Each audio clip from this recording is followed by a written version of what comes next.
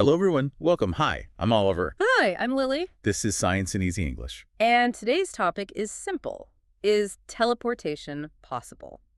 I have to admit, this is the one I have really been waiting for, because I think every single person listening to us right now has had that specific fantasy. Oh, absolutely. You know the one. Yeah. You are stuck in just completely bumper-to-bumper traffic, staring at the brake lights in front of you. Or maybe you're squeezed into a middle seat on a long-haul flight, your knees are crushed up against the tray table, and the baby in row 12 has been crying for 4 hours straight. Yeah, I know that feeling all too well. That is usually right around the time I start bargaining with the universe. Exactly. You just sit there and think, why can't I just step into a pod in New York, press a button, and just blink into existence in Tokyo just in time for a sushi lunch?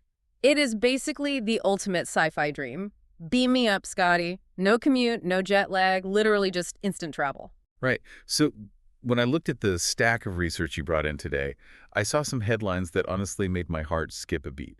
I saw things like, quantum teleportation is here, and scientists teleport information across cities. So I just have to ask you right out of the gate, can I finally cancel my airline miles? Look, I really hate to be the one to burst the bubble right at the start of the deep dive, but no, do not cancel your airline miles. You are definitely not going to be beaming to Tokyo anytime soon. Oh, man. That's heartbreaking. I know. And this is a really huge but, the reality of what is happening is actually crazier than the science fiction. Teleportation is real. It has Yeah. moved from purely theoretical physics to actual practice.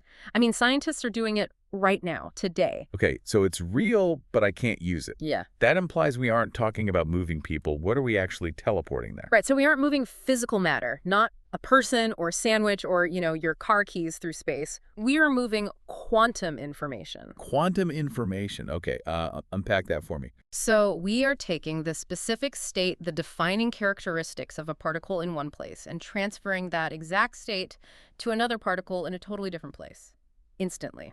So if I have a photon of light in New York Yeah. and another one in Tokyo, I can make the Tokyo photon become an identical twin of the New York one. Precisely. You aren't sending the object itself. You are sending the identity of the object. And that is really our mission for this deep dive. We are going to explain exactly how that works. We'll look at how scientists are currently teleporting information across cities using the internet cables we already have in the ground right now. Which is just a massive breakthrough that we definitely need to discuss. Absolutely. We're going to explain the spooky physics, entanglement that actually makes it all work. And because I know you won't let it go, we will answer the ultimate question. Will we ever be able to teleport humans? And if we did, what happens to your consciousness, your soul? Yeah, that part of the research actually got a little dark, but let's start with the basics. When I hear teleportation, I think of The Fly or Star Trek. I think of disassembling atoms and shooting them across the room like a baseball. And that is the most common misconception. In the quantum world, we aren't taking a photon, which is a particle of light, and physically throwing it to a receiver. It isn't a transmission of the object itself. So it's not like a baseball pitch. No, not at all. Think of it more like a fax machine. A fax machine. That is remarkably low-tech for quantum physics. Just bear with me here. In a fax machine, you have a document at location A. The machine scans it, turns that visual information into a signal, sends it over a telephone wire, and then a machine at location B prints a copy. Okay, that makes sense. The physical paper didn't travel. The information on the paper traveled. Exactly. But here is the catch. In the classical world, our everyday world, when you send a fax, you still have the original contract in your hand. You just made a copy. Right. I have the original, they have the copy. In the quantum world, there is a fundamental, unbreakable rule called the no-cloning theorem. No cloning, so I can't make a copy. Exactly. You cannot create an identical copy of an unknown quantum state. If you could, you would literally violate the laws of physics. So, in our quantum fax machine analogy, the very moment you scan the original particle to get the information to send, the original is destroyed. Whoa. Wait, so it's not copy and paste, it's cut and paste. That is the perfect way to put it. The information disappears from location A and effectively reappears at location B. The original is just gone. The copy becomes the only version that exists. And that is why we call it teleportation and not just transmission. That is a crucial distinction. It really is like moving the soul of the particle from one body to another. But how did the information actually get from A to B? Mm. You mentioned spooky physics earlier. Yes. This is the actual engine that drives teleportation. It is called quantum entanglement. Right, I have definitely heard this term. Einstein called it spooky action at a distance, didn't he? He did. He was actually very skeptical of it at the time. Entanglement happens when two particles, like photons or electrons, become linked. They basically share a single quantum existence. So they're like twins. Even closer than twins. Twins can have different personalities, right? Entangled particles are deeply mathematically correlated. No matter how far apart they are, they could be across the room or across the galaxy. If you measure the state of one, you instantly know the state of the other. One of the articles we read used an analogy about coins. Right. That's a great way to visualize it. Imagine I have a coin and you have a coin. We entangle them. Then you fly to the moon and I stay down here on Earth. While they are in transit, the coins are spinning. So they are neither heads nor tails yet. They are in a superposition of both. Okay, spinning coins. I'm with you. The moment you catch your coin on the moon and see that it is heads, you instantly know, without even checking with me, that my coin is tails. Instantly. Like faster than a text message could get from the moon to Earth. Instantly. Zero time delay. Okay, so that sounds like we actually can communicate faster than light. Why aren't we using this for super fast internet? Why can't I play video games with zero lag using entanglement? This is the trickiest part, and it is what trips everyone up. The change happens instantly, and this is a massive, but you cannot use it to send a message by itself. Why not? If I force my coin to be heads, yours becomes tails, and that's a signal, right? No, because you cannot force your coin to be heads. The results of the measurement is completely random. You didn't choose heads, you just measured it, and that's what it was. So on my end, down on Earth, I just see my coin turn up tails. I don't know if that is a secret message from you or just random chance. To me, it just looks like noise. So we need a way to decode the noise. Exactly. To actually perform teleportation, we need to add a few extra steps. And this is where our standard physics characters, Alice and Bob, come into the picture. Ah, yes, Alice and Bob, the absolute hardest working hypothetical people in science. They really are. So let's walk through the protocol. Let's say Alice wants to teleport a qubit, a quantum bit of information, over to Bob. Okay, what is step one? Step one. Alice and Bob share a pair of entangled particles. Let's call them particle A and particle B. Alice keeps A, Bob takes B, then Alice takes the new qubit she wants to teleport. Let's call that the payload. She performs a very specific operation on the payload, and her half of the entangled pair, particle A. Is this that scan we talked about with the fax machine? Yes, exactly. Yeah. It is formally called a Bell state measurement. This measurement does two things. First, it entangles the payload with particle A. Second, and this is the crucial part, it destroys the original state of the payload. The cut and paste in action. Right. But here's the key. When Alice does this measurement, she gets a result. It yields 2 bits of classical data, just regular ones and zeros. Okay. She then has to send those 2 bits of data to Bob using a normal everyday channel, a fiber optic cable, a radio wave, the regular internet. And that part is limited by the speed of light. Exactly. Meanwhile, Bob is sitting there with his half of the entangled pair, particle B. It has instantly changed because of what Alice did, but Bob does not know how it changed yet. He can't read it. It's just gibberish. Until he gets Alice's message. Yes. Once he receives those 2 classical bits from Alice over the regular internet, he knows exactly how to tweak his particle to unlock the state. He applies a quick transformation and poof, his particle magically becomes identical to the original payload Alice had. Wow, so the quantum information traveled instantly via the entanglement. But the key to actually unlock it had to travel via normal internet. Exactly. That is why teleportation does not break the speed of light limit, even though it uses entanglement. That is fascinating. It's almost like sending a lockbox instantly, but mailing the key via regular postal service. You can't open the box until the mail truck arrives. That is a truly perfect analogy for it. So we have established the theory, but you mentioned at the very beginning that this isn't just theory anymore. People are actually doing this in the real world. They are. And until very recently, this was mostly done in pristine, super-controlled laboratories. You know the environment. Lasers in a vacuum, absolute silence, perfect freezing conditions. Which isn't exactly how the real world operates. No, not at all. But recently we have seen some massive breakthroughs. We have to talk about the recent study from Northwestern University. Yes, this was the one in the sources that mentioned the busy highway, right? Right. The problem with moving quantum information out of the lab is that the real world is incredibly noisy. If you try to send a single quantum photon down a fiber optic cable, the exact same cables that run under our streets right now, it usually gets destroyed. Because those cables are already full of stuff. They are full of us. Netflix streaming, banking transactions, emails, text messages. That is all just light blasting through those glass cables. And a single quantum photon is, I imagine, pretty delicate. Extremely delicate. The analogy the researchers used is that sending a quantum signal through a busy commercial cable is like trying to ride a wobbly bicycle through a tunnel filled with speeding trucks. The speeding trucks being my Netflix stream. Exactly. The noise from the regular internet traffic usually just drowns out or scatters the quantum signal entirely. But the team at Northwestern, led by Prem Kumar, actually figured out a way to do it. How did they manage to ride the bike without getting run over by the trucks? They essentially found a lane on the highway that wasn't crowded. They identified a specific wavelength of light, like a specific color, that wasn't being used heavily by the classical data. Then they used special equipment to filter and block out the noise from the trucks. So they basically created a protected bike lane inside the existing cable. Effectively, yes. And it worked beautifully. They successfully teleported quantum information over 30 kilometers, which is about 18 miles, of existing fiber optic cable that was actively carrying regular internet traffic at the same time. That is huge, because that means we don't have to dig up the streets and lay billions of dollars of new quantum cables. Yeah. Exactly. That is why this specific breakthrough is such a big deal. It proves that quantum communication can actually coexist with the classical internet we use today. And they aren't the only ones doing this. There was a recent test in Berlin by Deutsche Telekom and Connect that achieved similar results over 30 kilometers of commercial fiber with 90% fidelity. 90% accuracy while sharing the line with regular internet is pretty incredible. It really is. And there are other major milestones happening too. Researchers in Stuttgart managed to teleport information between photons from two completely different quantum dots. Why does it matter that they were different? Usually, for teleportation to work smoothly, the photons have to be identical twins produced by the exact same source.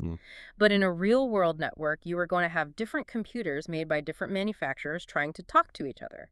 Getting stranger photons to talk to each other is essential for building a network that can actually scale. And I saw something in the notes about solid-state memory in Nanjing.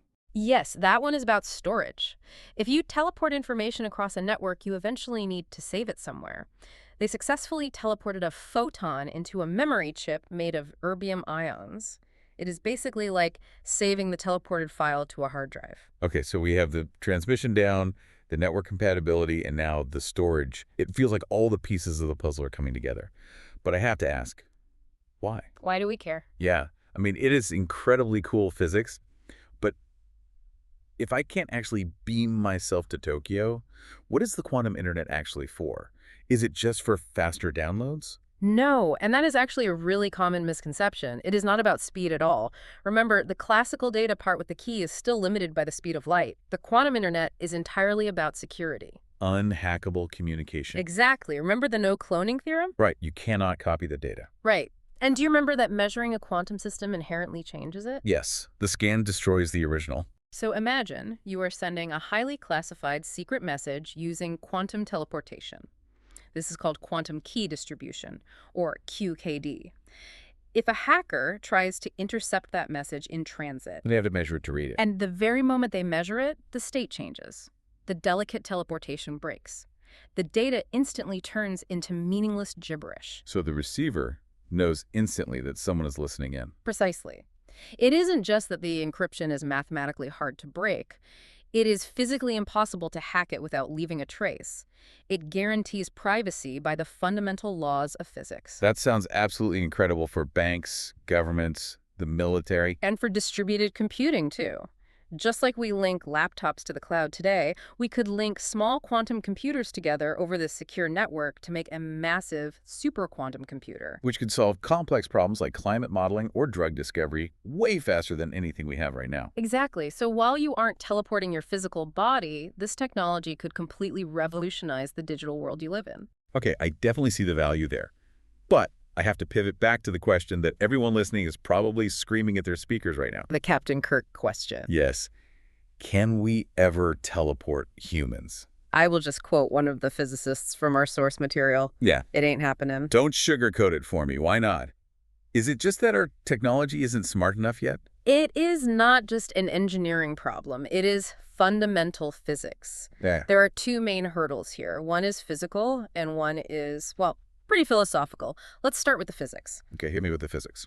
The average human body has roughly 10 to the power of 28 atoms. That is 1 with 28 zeros after it. Right. To teleport you, we would need to precisely scan the position, the spin, and the momentum of every single one of those atoms. Every single one. Every single one. And the amount of digital data storage required to hold that scan is more than all the hard drives on Earth combined. We would need a stack of hard drives that literally reaches to the edge of the galaxy just to store your blueprint. Okay, so we just need to build a bigger hard drive. Nice try. But you also run headfirst into the Heisenberg uncertainty principle. Remind me what that says. It dictates that you cannot perfectly know a particle's position and its momentum at the exact same time. If you measure one accurately, you lose accuracy on the other. So a perfect, flawless scan of a human body is theoretically impossible. You would always be reconstructed a little bit fuzzy. Fuzzy is really bad when you are reassembling a brain. Very bad. Fatal, in fact. And then there's the energy problem. If we look at mass energy equivalence, Einstein's famous E=mc², converting the physical mass of a human being into energy for transmission. What kind of energy output are we talking about here? It would result in an explosion equivalent to about 1,000 megaton nuclear bombs. That is completely wipe out the city levels of energy. Oh, okay. So the transmission is a nuclear bomb, the scanning is physically impossible, and the storage space is non-existent. Pretty much sums it up. But let's say, just for the sake of argument, that we somehow solved all of that in 1,000 years. We have a magic scanner and infinite storage. We then run into the philosophical nightmare. The suicide machine concept. Yeah. Remember the no cloning theorem again? To teleport the information from your body at point A to point B, You have to completely destroy the original. you have to destroy the original. The physical you that steps into the pod in New York dies. A pile of your atoms is forcefully taken apart. And then a brand new me is built in Tokyo using the data blueprint. Right. And that new person in Tokyo has all your memories. They have your exact personality. They remember paying for the pod in New York. They walk out of the machine in Tokyo and say, wow, that was fast. I'm so hungry for sushi. Because to them, it really feels like teleportation. But what about the conscious you in New York? The one experiencing things right now? You didn't go anywhere. Your consciousness just ended. It is the classic ship of Theseus problem. Or like that movie, The Prestige. Exactly. If you replace every single part of a ship, is it really the same ship? If you destroy a person and rebuild an identical physical copy, is it the exact same continuous consciousness? If I step into that machine, I am basically just counting on the fact that I won't know I died because the new me will carry on my legacy. That is utterly terrifying. It really is. One of the Reddit threads in our research really hammered the specific horror home. A user asked, what if the teleporter breaks? What if it scans you and sends the data, but the disintegrator malfunctions and doesn't destroy you? But the copy still appears in London. Which one is you? Oh man, that is the absolute worst case scenario. Now there are two of me staring at each other and one of us is an imposter. Or wait, maybe we both are. Exactly. Who gets your bank account? Who gets your life? So for now, human teleportation is strictly remaining in the realm of fiction. The physics completely forbids it, and the philosophy basically makes it a horror story. Well, on that deeply cheerful note, let's wrap up what we have learned today. Because despite the existential horror story, the actual science is incredibly optimistic. Yes, let's unpack the main takeaways. First, we actually have mastered teleportation, but only for information. Specifically, quantum states of light. It is real, and it is happening right now. Right. And second, we are currently building a working quantum internet using the commercial fiber cables already in the ground. This is thanks to those major breakthroughs at Northwestern and in Berlin, using specific wavelengths to dodge the regular internet traffic. Third, this technology is going to give us fundamentally unhackable security and supercharged distributed computing, which honestly is arguably more useful for society than beaming to lunch anyway. And finally, we will not be beaming humans anywhere. Physics says it is entirely too hard, and that you have to die to travel rule is a bit of a deal breaker for most people. Definitely a deal breaker for me. I will gladly take the cramped middle seat on the airplane. But before we go, is there one last thing from the research to leave us thinking? There actually is. You know how we always think of this teleportation stuff as Incredibly futuristic, high-tech human science. Yeah, it feels very year 3000. Well, there is some emerging research suggesting we might be incredibly late to the party. Some biologists think nature might have figured this out billions of years ago. Wait, what do you mean nature figured it out? There are working theories that photosynthesis, the basic way plants turn sunlight into energy, might actually rely on quantum coherence and maybe even teleportation-like mechanisms to move energy through the leaf with near-perfect efficiency. Plants. You're telling me plants are doing quantum physics. And maybe even birds. There is fascinating research into European robins suggesting they might use quantum entanglement in their eyes to literally see Earth's magnetic fields for navigation during migration. So while we are in billion-dollar labs struggling to send a single photon down a glass cable without losing it, a regular potted plant might be doing quantum teleportation on my windowsill. It is entirely possible. Nature is very often the best engineer we have. It is deeply humbling. Well, thank you all so much for listening to Science in Easy English. Thanks for joining us, everyone. We will see you in the next deep dive.